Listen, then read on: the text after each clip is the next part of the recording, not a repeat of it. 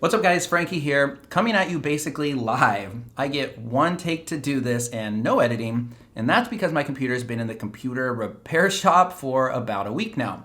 But goals are goals, and I am committed to putting out a video a week this year, and I'm hoping to still provide value in just a few quick minutes with a very fun and very useful idea for you. This is actually great practice for me too, because next year in 2021, one of my goals for the channel is to double down and create 2 videos a week. One main video like usual, and one 5-minute Friday I might call it, or I might even go live once a month. Most of my videos right now run about 15 to 20 minutes long, so this, if nothing else, is just great practice in providing one quick tip or piece of advice. And stick around, by the way, until the end, because I actually have a free gift for you, something you can download today. Okay, let's talk money parties. Yes, you can have fun talking about money. Sounds like an oxymoron, right? Money is a taboo topic. Unfortunately, even taboo to discuss for many couples. In fact, depending on what study you're looking at, money is typically ranked number 1 or number 2 for the leading cause of divorce here in the US.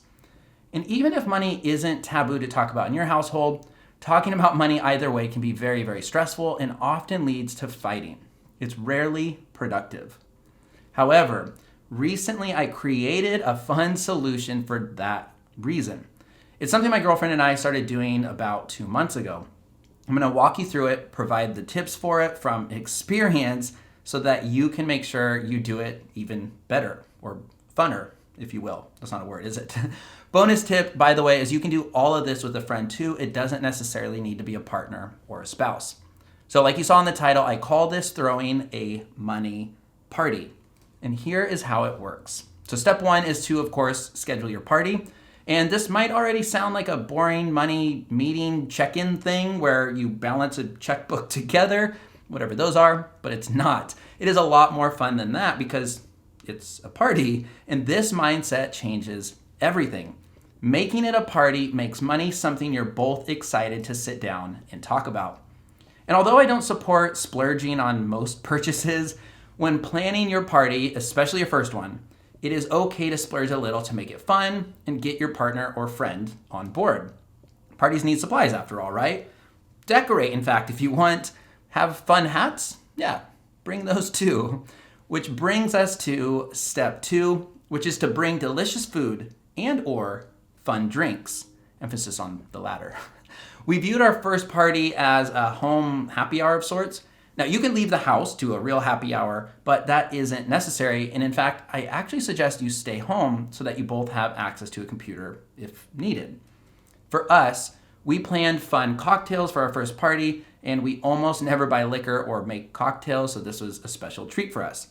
We also ordered take and bake pizza from Papa Murphy's, so we didn't have a massive cleanup in the kitchen that night, which was really nice for once. Now, I went out and snagged all the supplies that we needed, and she played mixologist, made delicious cocktails. Divide and conquer, by the way, when it comes to planning your party. Step number 3 is to commit to talking about finances for at least an hour and stay on topic. I recommend you actually set aside about an hour and a half. We did this and chatted for almost 2 hours. And anytime the conversation veered into standard life things, one of us was really good about pulling it back to focus, which the topic was money, of course. And anytime it veered into feeling stressful or frustrating, we took a beat, said cheers, had a sip of our cocktail or a bite of our pizza, and regrouped. And it's critical that you're honest, positive, and both stay on topic. Now, a little optional bonus step here before the tips. Plan to do something fun afterward that you both enjoy. For us, that was playing Overcooked. Let me know if you've played that game. And then we also rented a new movie release, Unhinged with Russell Crowe. Yeah, I give it like a 5. But that's normally something we don't do, is to rent a movie and pay the $6 or $7. Popcorn with that movie? You bet. Extra butter? 100% extra. Now, this step is optional, but I do recommend it because who doesn't love a good after party? But again, don't go crazy. Just play a board game, take the dog for a walk through the park, watch a trashy comedy on Netflix, dance like robots and sprinklers. You do you. Whatever works for you guys. Now, admittedly, we reflected back on our first money party and realized a few things that we wanted to do differently for the next. So here's a few pro tips to make your first money party even more successful than ours was.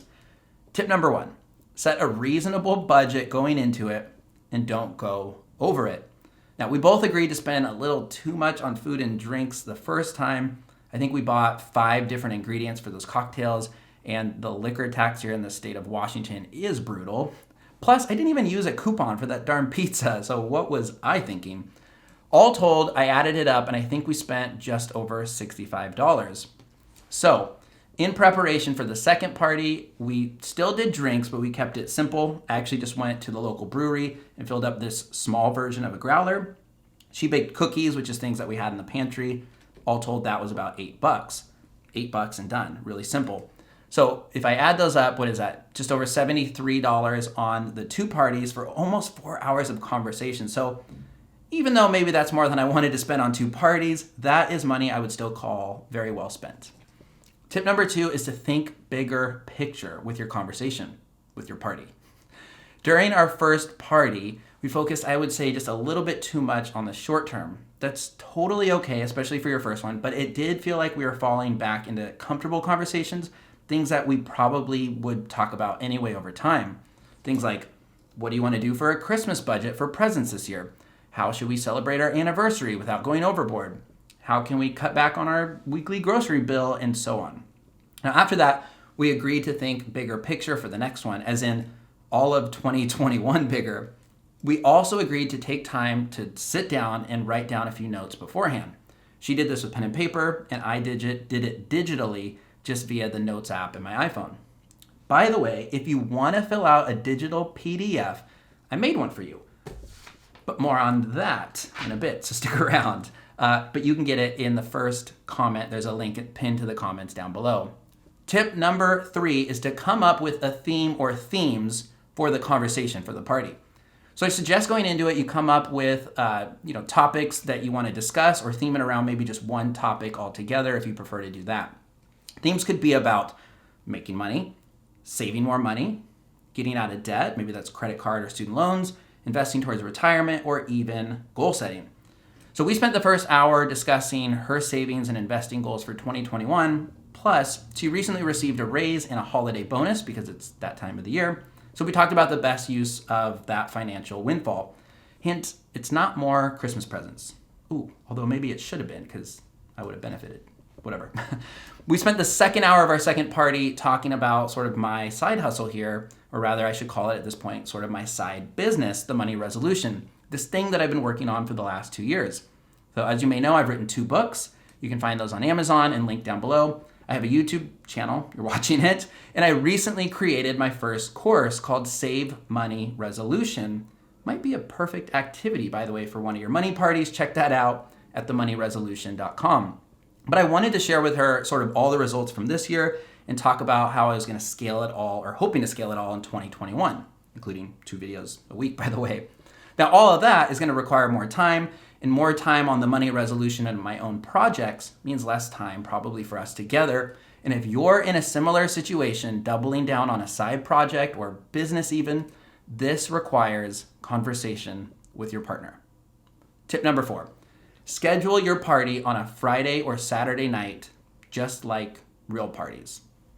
So we scheduled our first party for a Saturday night, I believe, and then we scheduled our second one for a Friday night. Now, why would we do this? Well, it's so that spending a little bit on supplies to make it a party didn't make us feel guilty at the end of the day, since it was the weekend after all. Because if you live in a big city like we do in Seattle, with lots of fun happening around you, outside of the pandemic, of course, staying in is actually one way to avoid going out and spending even more money. Now, what were the results of these 2 meetings, or parties, I should say? It was super fun. It was super productive, stress-free throughout, and it kept us excited to keep talking money afterwards. Now, we've had 2 money parties, like I said, in the last, I think, month and a half, maybe 2 months. It was just a random idea that I had one day, and to my surprise, she was really on board, and our first one went well enough that just days after, literally days after, she was nudging me to schedule our next one very soon. Seriously. Our second party was especially successful, so much so that we considered having money parties now bi-weekly. And because of that, I made us a super simple but very useful, interactive, you can fill this out digitally, one sheet PDF to help us, and hopefully you now, create topics and think about some notes ahead of time before your party. So this will also help us and hopefully you document your money party with your partner or your friends. You can download this, my one-page interactive PDF guide, or you can print it, of course, for free via the description down below or the first comment pinned down below. Or head over to themoneyresolution.com/money party, grab your guide, and get to party planning. All right, I really hope this idea resonates with you and that this one-page PDF is useful. Don't forget to grab yours. It's an excellent way to get your partner or friend on board with a legitimately, I think, fun way to talk openly about money, which is actually one of my missions here on the channel, to get people talking about money and excited to master theirs. Final tip, listen well, don't judge, be supportive. That should be called like the golden rule of money conversations. So what do you think of this idea, this money party? Is it something that you would try or you're looking forward to trying? Is it something you have tried now? Do you have any tips to make our party even more successful in the future? If you have a party, please share how it went, either down below or email Frankie at themoneyresolution.com. I'd love to hear about it. That's it. I did this in one take, even without a computer this week, because goals. My name is Frankie. This is The Money Resolution. I'd love some feedback on this, quick style of no editing video. Do you want to see more of this weekly in 2021? Like this video if you liked it. Subscribe if you loved it. Share this with a friend or loved one to introduce this idea of having a money party. And I'll see you all next week on the next one. That's going to be the one, by the way, where I reveal my financial independence path, the one I am currently on. Okay, now I just need to figure out, I realize, how to get this from that SD card onto my Chromebook and upload it to YouTube. But if you're watching this, I figured it out. So that's nice. All right, see you guys.